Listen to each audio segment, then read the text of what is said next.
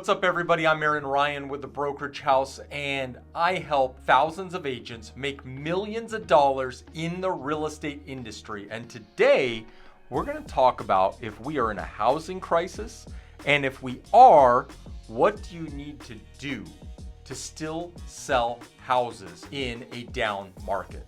The question that we get asked all the time as real estate agents, and I'm sure if you're out there and you're meeting with clients, or maybe you're a seller and you're wondering, are we in the middle of a housing crisis or do we see one coming? And the answer is crisis. I don't know. I don't think so, right? All the signs are showing that we're not going to hit a complete financial meltdown, but we certainly are in a housing market slowdown. Signs that we're in a slowdown, some things that we would see, or some indicators that we're seeing currently in the market are we're seeing a lot more price reductions than we have over the last 3 years. You're seeing more price reductions across the board in all price points. If you're about wanting to get some more data on that, or you're wanting to see more information about that, go to Zillow, go to realtor.com, punch in a city. I just did this the other day and it was phenomenal, the results that I saw. I punched in Carlsbad, California, and almost every home that was on the list saw a new price along with $50,000 and a down arrow, $100,000 and a down arrow, meaning that each one of those properties had recently just made price reductions. So we're seeing that in all markets, on all properties, in all price points, more price reductions. And that is one of the first signs that the housing market is starting to hit a little bit of a speed bump. Number two is we're seeing homes sit a lot longer than they used to. If you remember, just 60 days ago, we would put a house on the market and we just basically run a countdown over the weekend, and we would more than likely, if it was a good property and it was priced even in the ballpark of what the comps showed, we would have 7, 8, 9 offers on that property, and then the sellers would just take their pick of what terms they wanted and what price point they wanted. Now we're seeing homes sit a lot longer. We're seeing homes that don't get multiple offers. They may get one offer, and the truth is most of those offers aren't even coming in at asking price. Now, there are some areas that are the exception to the rule still. Remember, when you go through a housing market slowdown, typically that's going to start in the outer areas. You're going to look at rural properties, properties that are further out of the city centers. Those are the ones that typically get affected the most. And then it starts working its way into the city. And then you also start to see it affect condos and townhomes, and then eventually detached single families within the city, closer to the city centers. So that's something to keep in mind also. And then the third thing that we're seeing is more homes available on the market. When I was looking in Zillow, Realtor.com, and the MLS the other day, I saw more homes available than I saw 60 days ago, especially in some prime markets, which really surprised me. When I looked in Del Mar, California, La Jolla, California, Carlsbad, California, I saw more homes available for sale than I had saw over the last couple years that were active on the market. So that's another indicator that the market is beginning to slow down. And that's okay. When we talk about a slowdown in the market, we're talking about it just not being red hot like it was 60 days ago. It's going to level out to be more of an even market, not necessarily a complete seller's market, but I don't think we're going to fall to the point where it's just going to be another buyer's market like it was in 2008, 2009, and 2010. So the question that I get asked a lot, and I'm sure that you're wondering the same thing, is the market going to see a complete crash? And if not, why? Or if yes, why? And I don't believe that we're going to see a complete economic or housing market crash. I think we're going to see a slowdown. You got to remember, in most markets, we have seen year over year appreciation of somewhere between 14 to 16% in total value increases in homes, which is crazy. Because housing was meant to appreciate at a rate of about 3 to 4%. I think we're going to get a lot closer to the 3 to 4% than we saw in the crazy times of it appreciating at 14 or 15%.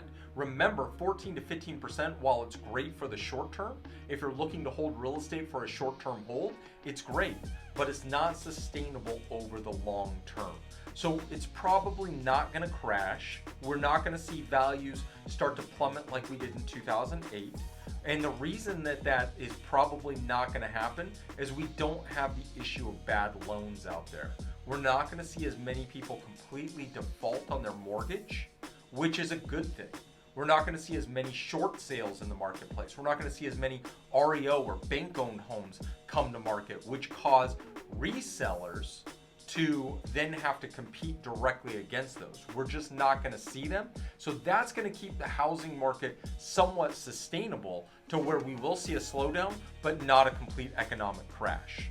So what caused this is another excellent question, and something that a lot of people are wondering, and something that I get asked a lot. So the first thing that I would say that we saw that really started to slow the market down was the rising gas prices.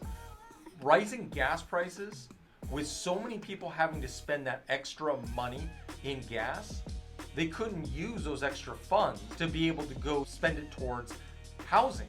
So that caused people to get out of the market. People also got scared.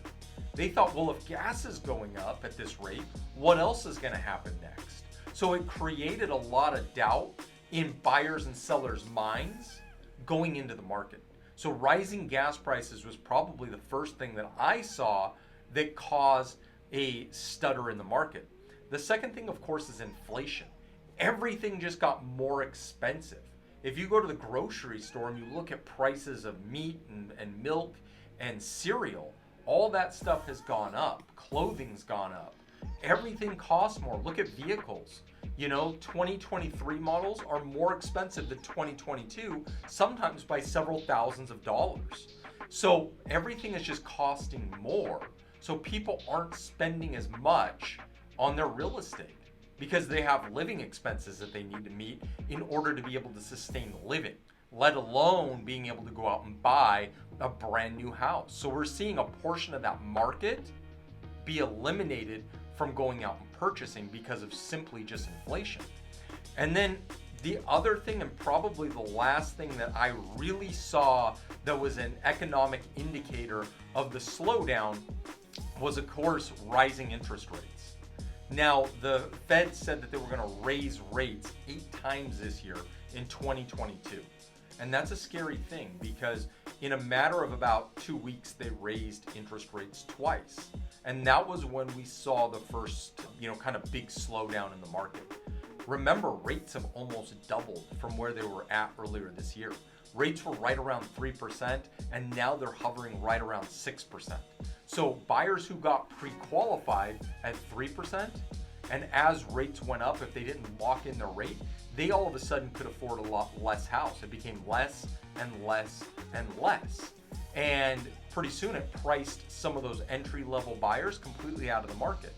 And then the folks who owned homes that were looking to make that first move up, well, they got priced down in the market to where all of a sudden the home that they lived in compared to what they could purchase wasn't such an upgrade. So we lost a lot of those buyers out of the marketplace also. So rising rates have affected us in more than just one way. And it's one of the things that we've seen that has really caused the market to slow down in 2022.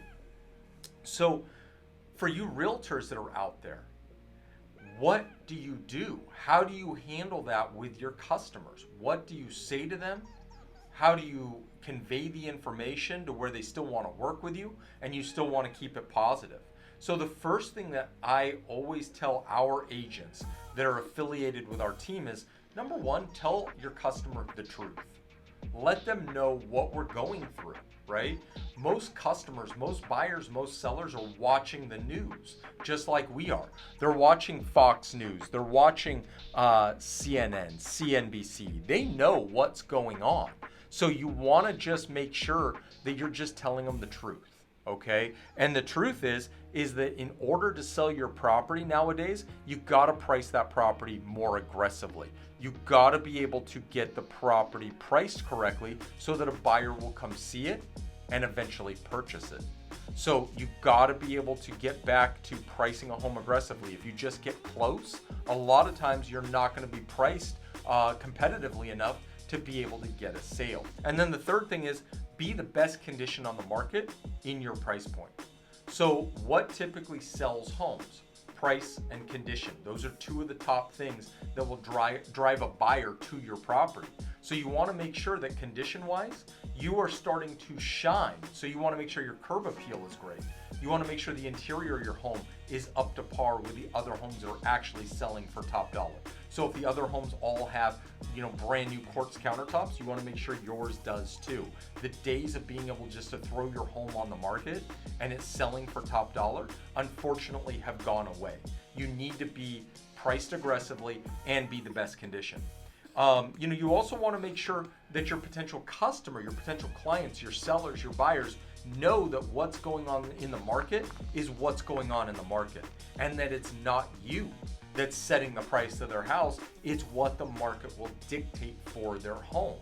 So when you're talking to a potential customer, you want to make sure that if they're dissatisfied with the price or they're dissatisfied with the amount of time that it's taking to sell their property, that's just what the market is doing. It's not me. I'd love to sell your house tomorrow and get you as much money, $1 million for your house, or $1 million over your asking price for your house, but I don't dictate that. The market is what dictates that.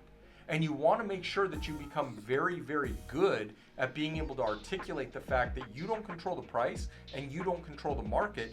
You just have to interpret the market and deliver the information to your seller.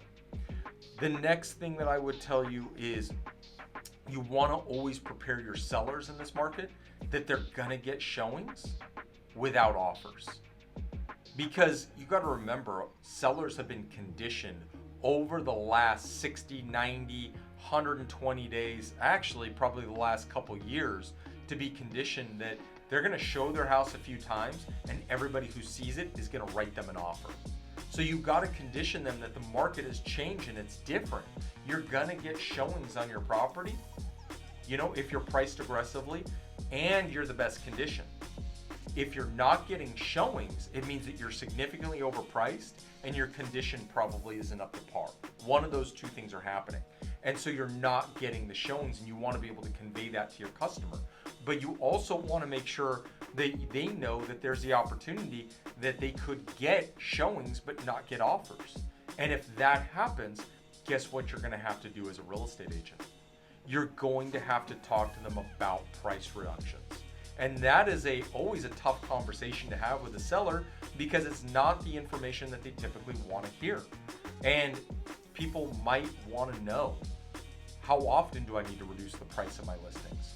In this market, you should be reducing your price every 2.5 to 3 weeks. That's what I'm telling my team members. Because if you go longer than 3 weeks on the market, people are going to start to wonder what's wrong with it. Why is it not selling? What's going on with it? So you want to make sure that you're staying on top of your properties from a pricing standpoint, and that if anybody sees the property and they don't make an offer, you're tracking that, you're getting feedback, you're sharing it with your seller, and you're staying in constant communication with them 2 to 3 times a week. So hopefully you found the content today to be helpful for you if you're thinking about selling a house, or you're helping clients sell their homes or buy real estate. If you found our content to be useful and you like it, hit the subscribe button down below. We certainly appreciate the support.